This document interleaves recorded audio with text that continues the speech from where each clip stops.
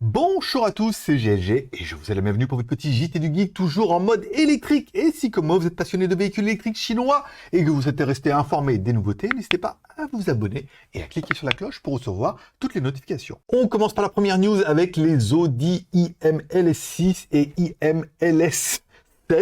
Voilà, l'électrochoc sino-allemand, des voitures que j'ai vues dans un centre commercial, dont j'ai fait une vidéo, et le lendemain, je regarde la news, et qu'est-ce que je vois? C'est que la marque Audi IM est le fruit d'une collaboration germano-chinoise, et frappe donc un grand coup avec son SUV coupé, le LM6. Il a suscité un véritable engouement en Chine, enregistrant plus de 10 000 commandes en seulement une semaine après sa sortie. Ce qui paraît évident, encore une fois, il y a un petit peu de Audi derrière. C'est un triomphe impressionnant pour ce véhicule soutenu par les géants SAIC et Alibaba. Niveau performance, la version Max Performance AWD délivre la puissance de 787 chevaux, oui, et un couple de 800 Nm, lui permettant d'atteindre le 0 à 100 en seulement 3 secondes. Ajoutez à cela une autonomie de 702 km grâce à sa batterie de 100 kWh, et vous avez un véritable monstre pour la route. Avec un prix allant de 229 000 yuan à 291 000 yuan, soit entre 32 000 et 42 000 euros hors taxe en Chine, ce n'est pas une surprise de voir que 31% des acheteurs ont opté pour la version haut de gamme. Oui, avec 10 000 balles. La plateforme de ce véhicule IO Origin est partagée avec le LS7. Donc LS6, LS7, ils ont la même plateforme. Et SAIC a confirmé récemment un partenariat avec Audi pour la recherche d'une nouvelle plateforme électrique, tandis que Volkswagen s'est tourné vers Xpeng pour sa plateforme Edward. Deuxième news avec la Neta S, la berline, qui veut rivaliser avec Tesla. Encore une fois, il y avait un magasin, je vous ai fait une vidéo, ça permet de découvrir cette voiture en vrai. Et c'est vrai que si en photo, bon, c'est pas mal, mais en vidéo c'est mieux, c'est vrai qu'en vrai, on voit quand même vachement mieux que c'est des belles voitures.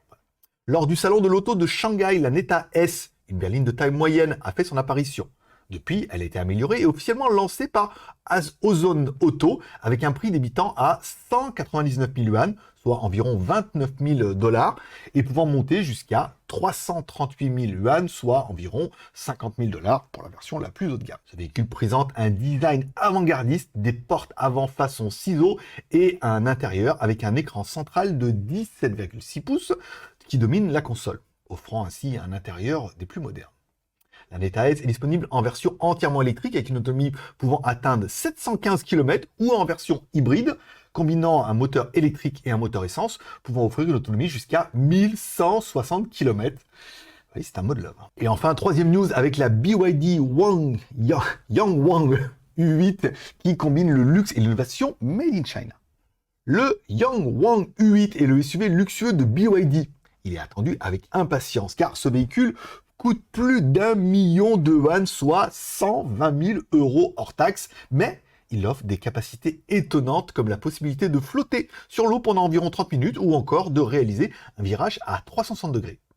Avec ses 4 moteurs électriques, développement au total 1197 chevaux et l'autonomie de 180 km en mode pur électrique, pouvant aller jusqu'à 1000 km avec son réservoir d'essence et son moteur couplé évidemment, l'U8 est une machine impressionnante et qui correspond vraiment à ce genre de machine qu'on voudrait pour la transition, pour passer du tout thermique au tout électrique.